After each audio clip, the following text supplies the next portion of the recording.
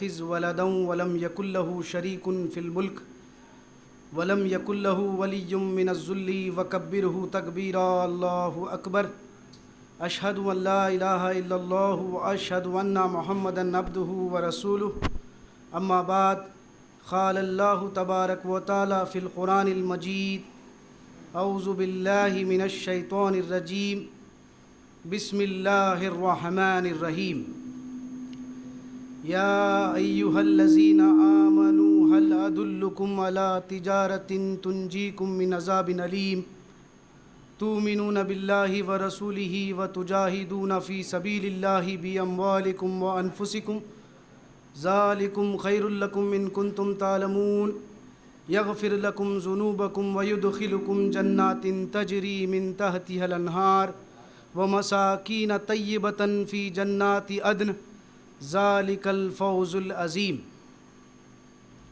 سامعین کرام، یہ قرآن مجید کی سورہ الصف کی آخری رکوع کی 3 آیتیں تلاوت کی گئی ہے، 10، 11 اور 12۔ اس کے مطالب اللہ رب العالمین ایمان والوں سے مخاطب ہے۔ یا ایھا الذین آمنوا سے مراد وہ لوگ جو ایمان لائے ہیں۔ اے وہ لوگوں جو ایمان لائے ہو، کیا میں تم کو وہ تجارت بتلاؤں جو تم کو ایک دردناک عذاب سے بچا لے؟ وہ تجارت یہ ہے کہ تم اللہ رب العالمین پر ایمان لاؤ اور اللہ کے رسول پر ایمان لاؤ، اور اللہ رب العالمین کے راستے میں اپنے مال سے اور جان سے جہاد کرو۔ یہ تمہارے لیے بہتر ہے اگر تم اس کی افادیت کو جانو۔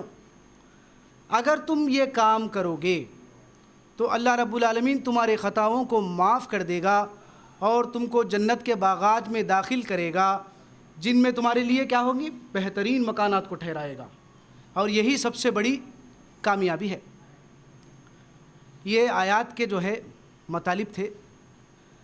اللہ رب العالمین کا بہت بڑا احسان ہے کہ اللہ رب العالمین انسانوں کو انسانیت کیا ہے، بندوں کو بندگی کیا ہے، ہر زمانے میں پیغمبر اور کتاب کے ذریعے علم دیتے ہوئے آئے۔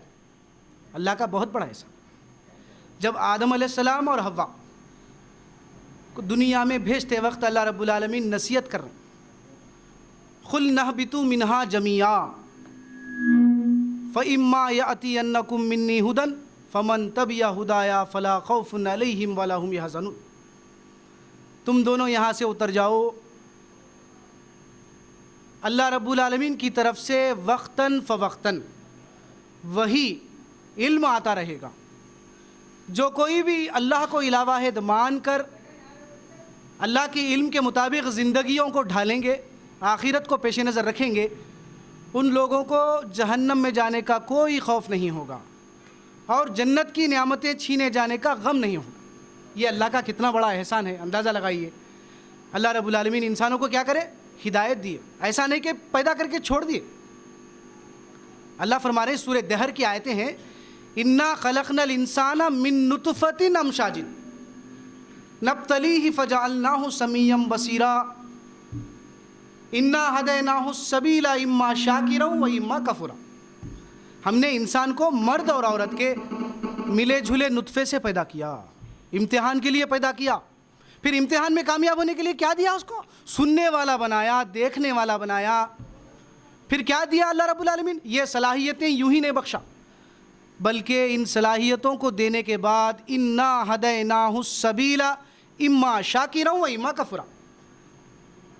اللہ رب العالمین نے انسان کو جنت کو جانے کا راستہ، دنیا میں زندگی گزارنے کا راستہ، اللہ کا بندگی کرنے کا راستہ بتایا، تجویز کیا۔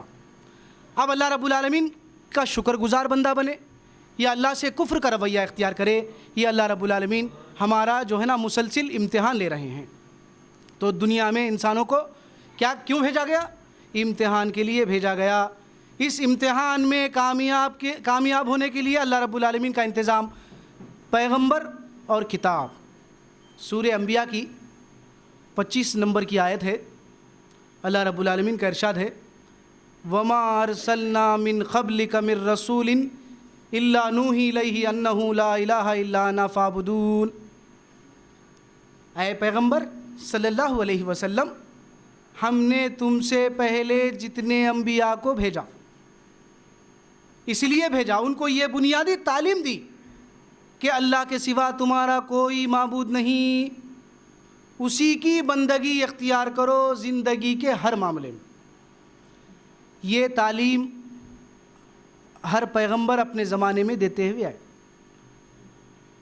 اور کتاب کا نازل کرنے کا مقصد بھی یہی بتا رہے ہیں اللہ رب العالمین۔ کیا بول رہے ہیں؟ سورہ قصص کی 85 نمبر کی آیت ہے، ان الذی فرض علیک القرآن لرادک الی معاد۔ جو حضرات بھی جو ہے یہ دلائل کو نوٹ کرنا چاہتے ہیں، نوٹ کر لیجئے۔ سورہ قصص کی 85 نمبر کی آیت میں اللہ رب العالمین کا ارشاد ہے، اہم بات بتلا رہے ہیں، نزول قرآن کا کیا مقصد ہے۔ الا ماشاء اللہ، آج نزول قرآن کے مقصد کو فراموش کر بیٹھی ہے مسلمان، ہم حاملان کتاب ہے۔ تو اللہ رب العالمین کا ارشاد ہے، ان الذی فرض علیک القرآن لرادک الی معاد۔ اے پیغمبر صلی اللہ علیہ وسلم، اس کتاب کو ہم نے تم پر اس لیے فرض کیا ہے تاکہ جو کتاب کے اندر یہ کرو یہ مت کرو، جو ہدایتیں بیان کی گئی ہے، اس کے ذریعے تمہارے اندر معاد کی فکر پیدا ہونا، پلٹ کر جانے کی دن کی فکر پیدا ہونا بول رہے۔ تو کیا بات معلوم ہوئی؟ دراصل کتاب کا نازل کرنے کا مقصد انسانوں کے اندر وہ فکر پیدا کرنا ہے جو اس کو ابدی عذاب کا مستحق بناتا ہے، مغفرت اور جنت کا مستحق بناتا ہے۔ اللہ رب العالمین قرآن نازل کرنے کا مقصد کیا بتا رہے ہیں؟ وَمَا أَنزَلْنَا عَلَيْكَ الْكِتَابَ إِلَّا لِتُبَيِّنَ لَهُمُ الَّذِي اخْتَلَفُوا فِيهِ وَهُدًى وَرَحْمَةً لِقَوْمٍ يُؤْمِنُونَ۔ سورہ نحل 64 نمبر کی آیت۔ اے پیغمبر صلی اللہ علیہ وسلم، اس کتاب کو ہم نے تمہاری طرف نازل کیا ہے، اس کتاب کے ذریعے انسانوں کے اختلافات کو دور کرو۔ تو بات یہ معلوم ہوتی ہے کہ علم سے اختلافات دور ہونا، اختلافات کیا ہے؟ عقائد میں ہے، اعمال میں ہے، اور ابدی زندگی کے متعلق ہے، اٹھائے دن کے جانے کے متعلق ہے۔ ان سارے اختلافات کا معاملہ اللہ رب العالمین اپنے علم کی کتاب کی روشنی میں دور کرو فرمائے۔ یہی بات کو سورہ بقرہ کی 213 نمبر کی آیت میں فرما رہے ہیں اللہ رب العالمین، کان الناس امۃ واحدہ۔ ابتدا میں سارے انسان ایک ہی فکر، ایک ہی طریقے پر تھے، ایک ہی عمل تھا ان کا، آدم اور حوا اور ان کی اولاد۔ پھر جیسا اختلافات میں انسان بڑھ گیا، فبعث اللہ النبیین مبشرین۔ تو اب رب العالمین رسولوں کی بعثت کا مقصد بتا رہے، فبعث اللہ النبیین مبشرین ومنذرین۔ ہم نے پے در پے ایک کے بعد دیگر پیغمبروں کا انتظام کیا۔ کیا کرے وہ لوگ؟ ان کے ساتھ کتاب کو نازل کیا حق کے ساتھ۔ وَأَنزَلَ مَعَهُمُ الْكِتَابَ بِالْحَقِّ لِيَحْكُمَ بَيْنَ النَّاسِ فِيمَا اخْتَلَفُوا فِيهِ فرمایا۔ اور ہم نے ان کے ساتھ کیا کیا؟ حق کے ساتھ کتاب کو نازل کیا اور ان کے اختلافات کو دور کرنے کے لیے کتاب کو نازل کیا فرمایا۔ تو یہ قرآن اختلافات دور کرنے کے لیے نازل کی گئی ہے۔ پھر دوسری اہم بات، قرآن کے ذریعے ہمارے اندر کی جہالت دور کرنا۔ تو اللہ فرما رہے سورہ ابراہیم کی ابتدائی آیتیں ہیں، کتاب انزلناہ الیک لتخرج الناس من الظلمات الی النور باذن ربہم الی صراط العزیز الحمید۔ اے پیغمبر صلی اللہ علیہ وسلم، اس کتاب کو ہم نے تمہاری طرف نازل کیا ہے تاکہ آپ اس کتاب کے ذریعے انسانوں کو جہالت کے اندھیروں سے نکالو اور علم اور ہدایت کی روشنی میں لے آؤ۔ وہ جہالت کے اندھیرے کیا ہے؟ آج انسان دنیا میں امتحان کے لیے بھیجا گیا ہے اور اس کا امتحان مسلسل عمل ہے، اس کے سامنے دنیا مزین کر دی گئی ہے۔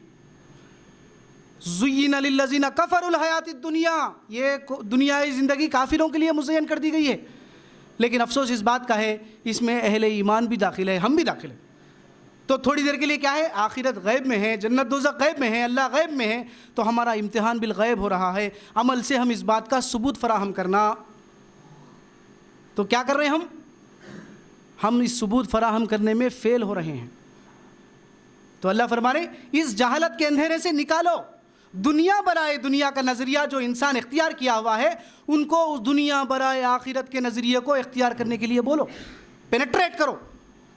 اللہ فرماتا انبیاء کرام کے ذریعے کتابوں کا جو نزول کا مقصد کتاب انزلناہ الیک لتخرج الناس من الظلمات الی النور، اس جہالت کے اندھیروں سے دنیا برائے دنیا کے نظریے سے نکال کر دنیا برائے آخرت کا نظریہ بناؤ. حب دنیا سب سے پہلی بیماری جس کے وجہ سے انسان کے اندر کیا ہے سارے بیماریاں پیدا ہو جائیں. سب سے بڑی جڑ دنیا کی محبت، حب دنیا، جس کے وجہ سے انسان اللہ سے شرک بھی کرتا ہے، اللہ کی آیات کا انکار بھی کرتا ہے، کفر بھی کرتا ہے، اور کیا ہے دوسرے جو ہے نا جراثیم اس کے اندر پیدا ہو جاتا ہے. شرک ہے، کفر ہے، نفاق ہے، انانیت ہے، عصبیت ہے، یہ سارے جو ہے نا برائیوں کی جڑ اللہ رب العالمین فرما رہے ہیں کتابوں کے ذریعے انتظام کیے. تو کیا بات معلوم ہوئی؟ کتاب کے ذریعے انسانوں کی کیا ہونا؟ جہالت دور ہونا. تو پھر یہی بات کو سورہ حدید کی 9 نمبر کی آیت میں فرما رہے هو الذی ينزل علی عبدہ آیات بینات لیخرجکم من الظلمات الی النور. اے پیغمبر صلی اللہ علیہ وسلم، یہ آیات ہے قرآن کے، اس قرآن کے آیات سے آپ انسانوں کو جہالت کے اندھیروں سے نکالو، علم اور ہدایت کی روشنی میں لے آؤ. کیا ہے وہ؟ سورہ صاد آیت نمبر 29 میں فرما رہے ہیں اللہ رب العالمین. کیا بول رہے ہیں؟ کتاب انزلناہ الیک مبارک لیدبروا آیاتہ ولیتذکروا اولو الالباب. یہ کتاب آپ کی طرف مبارک کتاب، بابرکت کتاب نازل کی گئی ہے. اس کتاب کے ذریعے اس کے اندر کیا ہے؟ یہ آیات ہے لیدبروا آیاتہ، ان آیات پر، ان واقعات پر، اس کے اندر جو انبیاء کرام کے واقعات گزرے ان کا اسوہ ہے، ان کی زندگیاں ہیں، فلاح پانے والے ایمان والے، صدیقین، شہداء، صالحین، ان کا اللہ سے ربط کیسا رہا، ان کی فکر کیا تھی، ان کا طرز عمل کیا تھا. یہ کیا ہے؟ لیدبروا آیاتہ، ان آیات پر غور و فکر کرو، تدبر کرو، تفکر کرو. وَلْيَتَذَكَّرُوا أُولُو الْأَلْبَابِ، اللہ فرما رہے تاکہ عقل مند ہوش میں آئے، عقل سے کام لے اور نصیحت قبول کرے. عقل والے کون ہیں؟ عقل کا تقاضا یہ ہے، یاد رکھیے، انسان کی فطرت ہے نقصان سے بچنا، فائدہ حاصل کرنا. انسان کی فطرت ہے نا، نقصان تو دور کی بات ہے، اندیشے نقصان سے فراری ہے انسان، یہ ہے ہماری فطرت. تو اس عین بنیادی فطرت پر اللہ رب العالمین دعوت دے رہے ہیں، دیکھ تیری دنیا جو ہے نا عارضی ہے، آخرت ابدی ہے. دنیا فانی ہے، آخرت لافانی ہے. پر اسی لیے اللہ رب العالمین کتاب کا انتظام کیے، پیغمبروں کا انتظام کیے. کیا بول رہے ہیں؟ سورہ ابراہیم آیت نمبر 52 بے حد بنیادی اہمیت کی حامل ہے بات. اللہ رب العالمین کا ارشاد ہے ھذا بلاغ للناس وَلِيُنذَرُوا بِهِ وَلِيَعْلَمُوا أَنَّمَا هُوَ إِلَٰهٌ وَاحِدٌ وَلِيَذَكَّرُوا أُولُو الْأَلْبَابِ. یہ قرآن، یہ پیغام تمہاری طرف اس لیے بھیجا گیا ہے اے پیغمبر صلی اللہ علیہ وسلم، اس پیغام کے ذریعے آپ انسانوں کو کیا کرو؟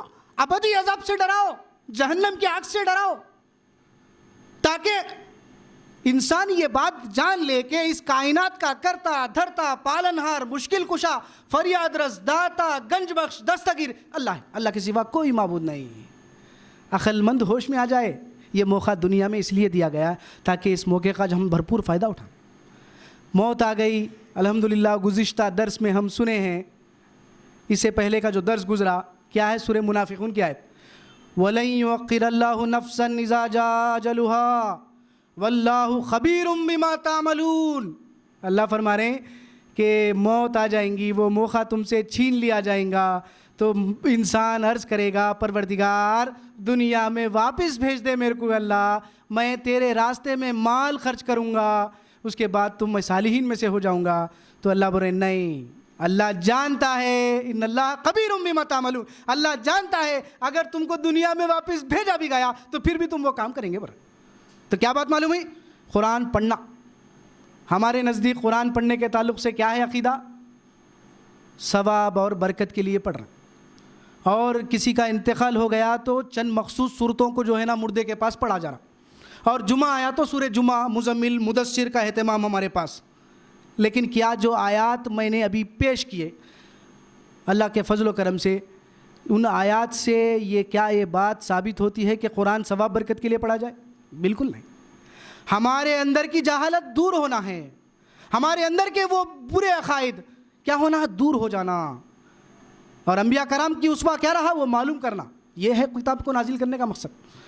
اب اندازہ لگائیے ہم کیا نیت سے قرآن کو پڑھ رہے ہیں، پھر نبی کریم صلی اللہ علیہ وسلم جس ذات پر قرآن نازل ہوا ان کا کیا رویہ تھا قرآن کے متعلق۔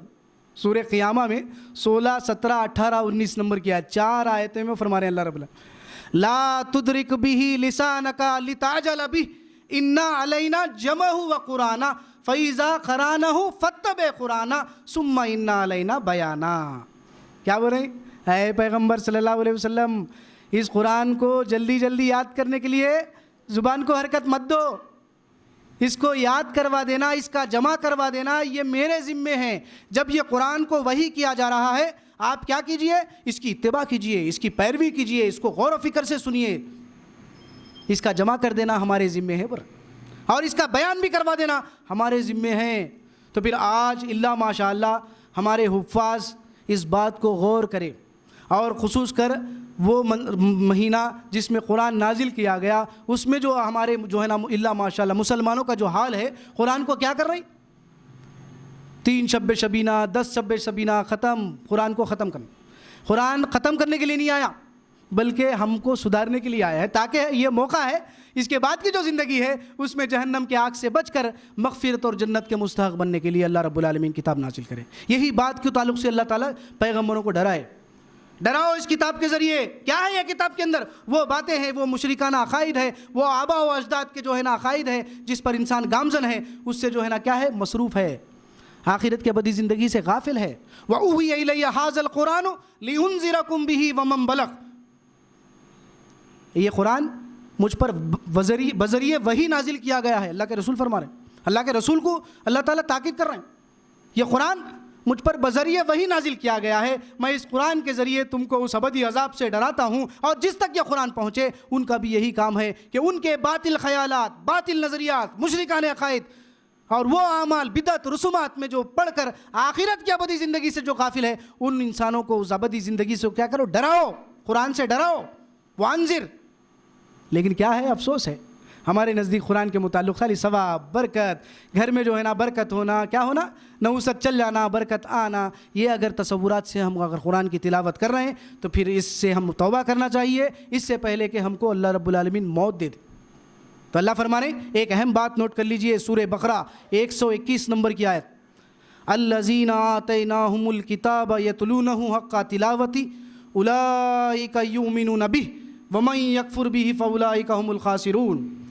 ہم جس کو بھی کتاب دیتے ہیں، سلسلے بیان بنی اسرائیل سے ہے لیکن ہم بھی حاملان کتاب ہے، کیونکہ قرآن قیامت تک کے لیے سارے انسانوں کے لیے ہدایت کی کتاب ہے۔ ہم جس کو بھی کتاب دیتے ہیں وہ کتاب کو اس طرح پڑھتے ہیں جیسا کہ پڑھنے کا حق ہے۔ کیا ہے بھائی جان کتاب کو پڑھنے کا حق؟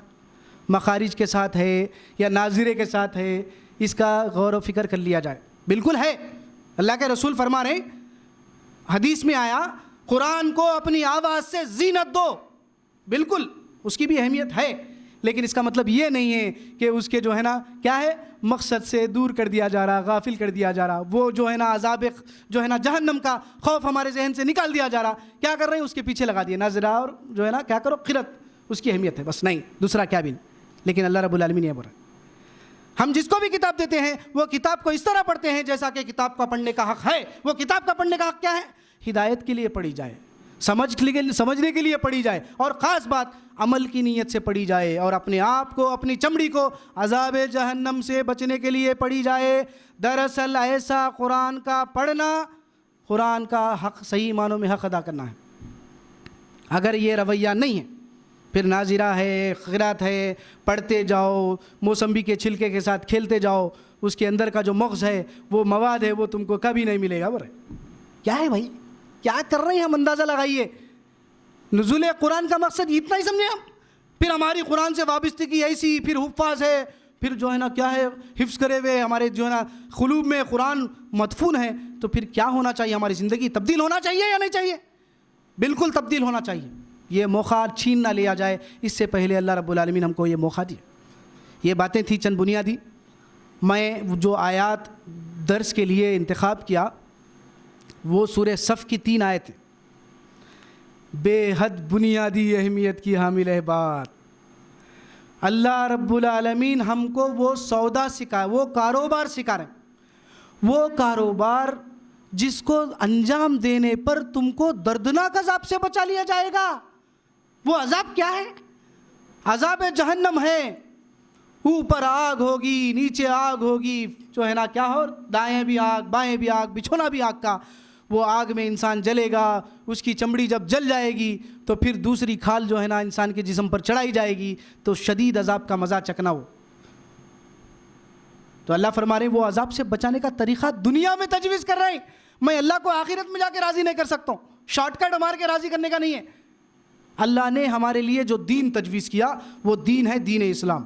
ان الدین عند اللہ الاسلام، آدم سے لے کر ایدم تک، قیامت تک کے لیے ایک ہی دین ہے۔ دین کے معنی مذہب نہیں، خاص بات ذہن میں رکھیے۔ دین کے معنی وہ طریقے زندگی اور طریقے بندگی، وہ طریقہ جو اللہ نے ہمارے لیے ہدایتیں فراہم کی ہے۔ زندگی کے جو شعبے ہیں، کاروبار ہے، معاملات ہے، تعلقات ہے، لین دین ہے، شادی بیاہ کے مسئلے ہیں، طلاق خلا کے معاملے ہیں، وراثت کی تقسیم ہے، بیوہ کا عقد ثانی ہے، یہ سارے معاملات میں اللہ رب العالمین نے قرآن کے ذریعے اور اللہ کے رسول پر جس ذات پر قرآن نازل ہوا، آپ کیا کریں، عملی نمونہ ہے ہمارے لیے، اور صحابہ ہمارے لیے کیا ہے، عملی نمونہ ہے۔ یہ ہے معیار۔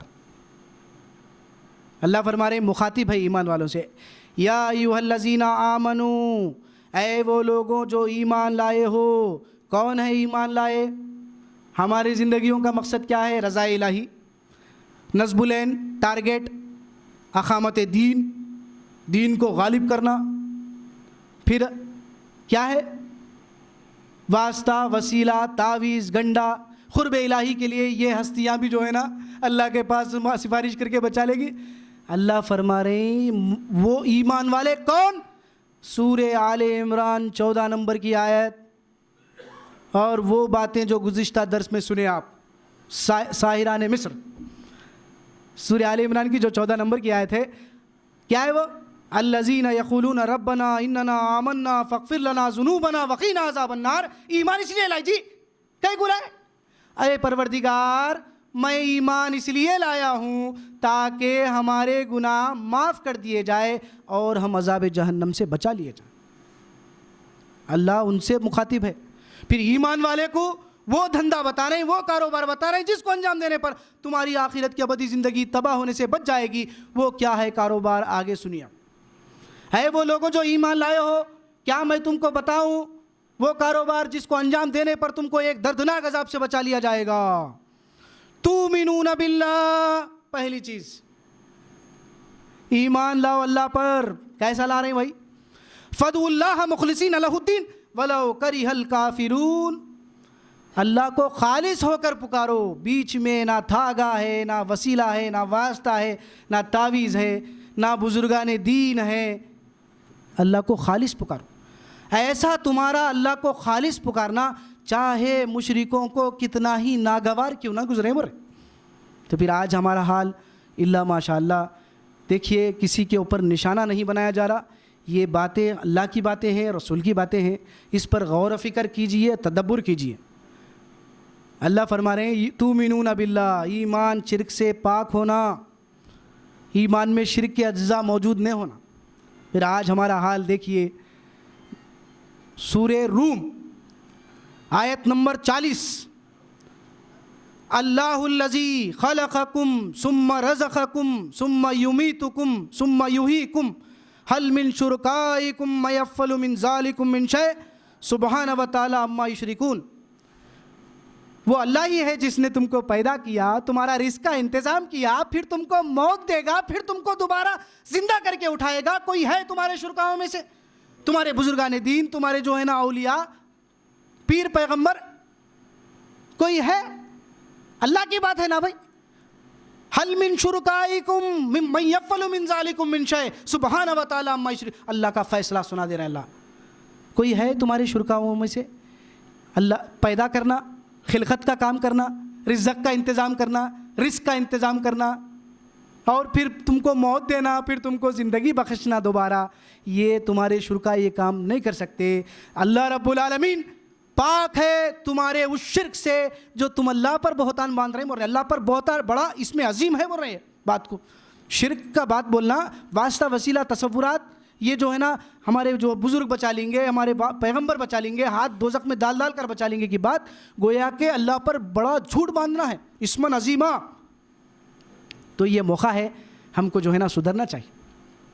یہ ہمارا ہی عقیدہ نہیں ہے، اللہ ماشاء اللہ یہ پرانا قدیم عقیدہ چلتے ہوئے آ رہا۔ نوح علیہ السلام کی قوم، سورہ نوح کا مطالعہ کیجئے، ود، سوا، نائلہ، یغوش، یعوق، صالحین جو گزر گئے تھے ان کو جو ہے نا پکارتے تھے نوح علیہ السلام کی قوم، بت کی شکل میں۔ تصور کیا ہے؟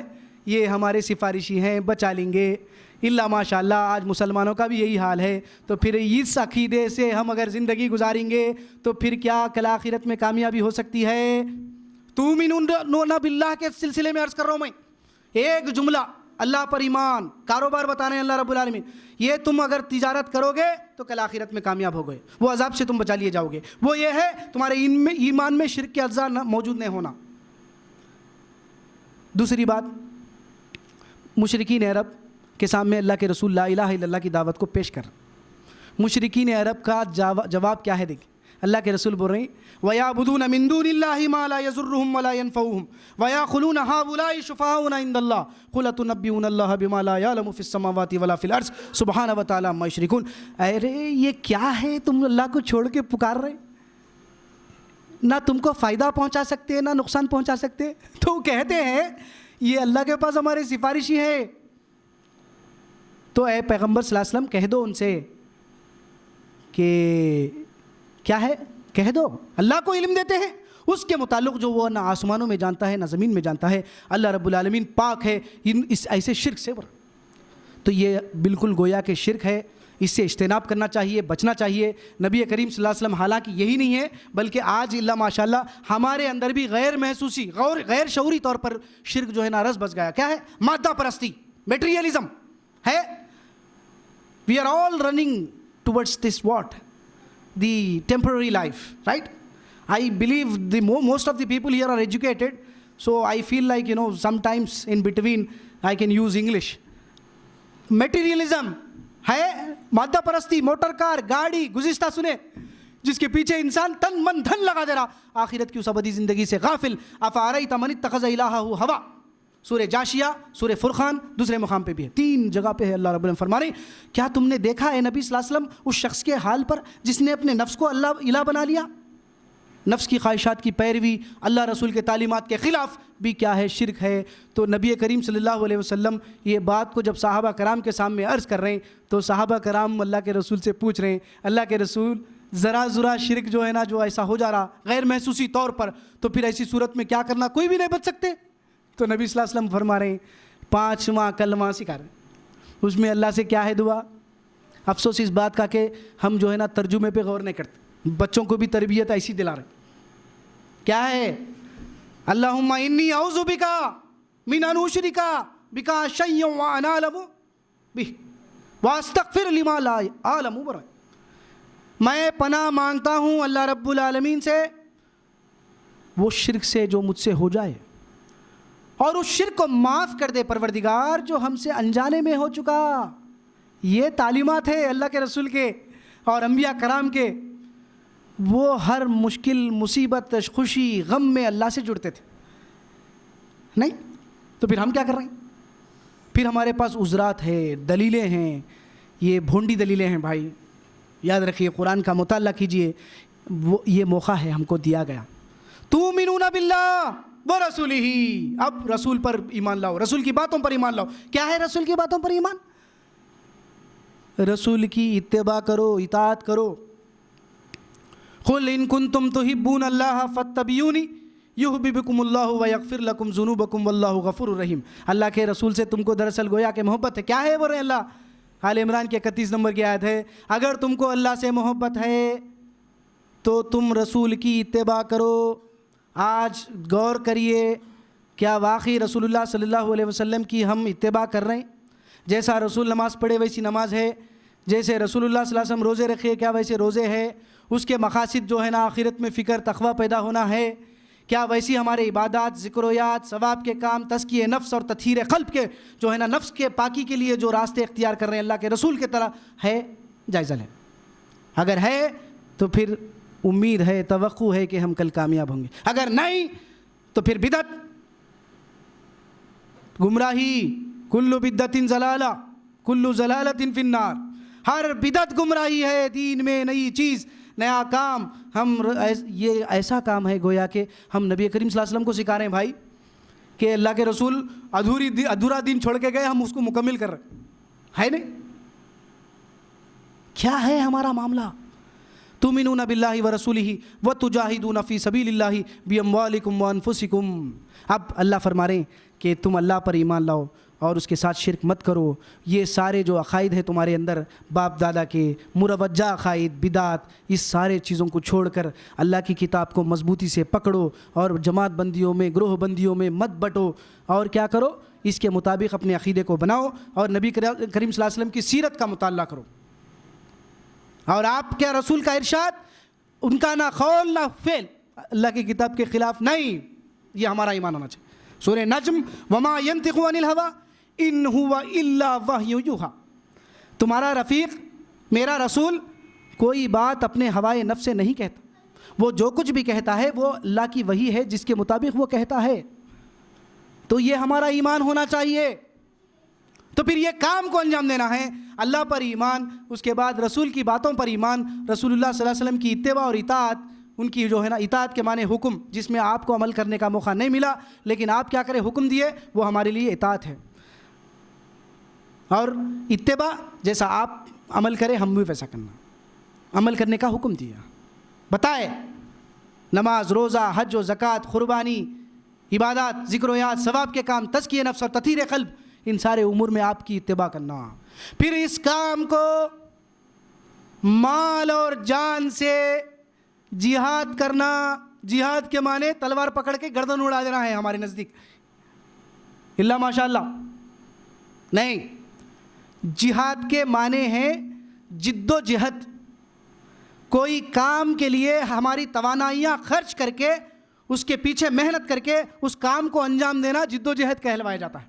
اسی طرح اللہ کے راستے میں جہاد، اللہ کے جو دیگر بندے آخرت کے اس ابدی عذاب سے غافل ہو کر ان سارے مشرکانہ اور بدعت و رسومات میں جو بھٹکے ہوئے ہیں ان کو اس سارے جو ہے نا عقائد اور اعمال سے آگاہ کرنا، اس کے لیے تن من دھن لگا دینا، مال سے اور جان سے جہاد کرنا، پیٹرول ڈالنا، آج کل پیٹرول ڈالنا گاڑی میں جانا، اور اپنی جان جو ہے نا کیا ہے، صلاحیتوں کو خرچ کرنا، اور اس باتوں کو جو ہے نا دلائل کے ساتھ بہترین خوبی سے جو ہے نا اس کو پیش کرنا، اور یہ کام کیسا کرنا، انفرادی حیثیت سے نہیں بلکہ اجتماعی زندگی گزارنا، اللہ کے دیگر جو بھٹکے ہوئے بندے ہیں ان کو ابدی عذاب سے بچانے کے لیے اپنے جان و مال سے جہاد کرنا، ایک امیر کے تحت زندگی گزر بسر کرنا اللہ کے حکم کے مطابق۔ ویسے بہت سارے جماعتیں ہیں کام کر رہی ہے، لیکن صحیح خطوط پر کام ہونا، وہ خطوط کیا ہے،